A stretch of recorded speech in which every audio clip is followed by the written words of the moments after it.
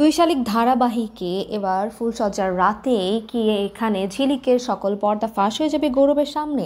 আসলে ফুলসজ্জার রাতে এখানে ঘরে ঢোকার আগে এখানে গৌরবের মা গৌরবকে বলে যে এখানে তুমি খেয়াল রাখবে দুটি বিষয়। আঁখি কিন্তু দুটো জিনিস খুব ভয় পায়, এক হচ্ছে তোমার বাবা, আরেকটা হচ্ছে অন্ধকার।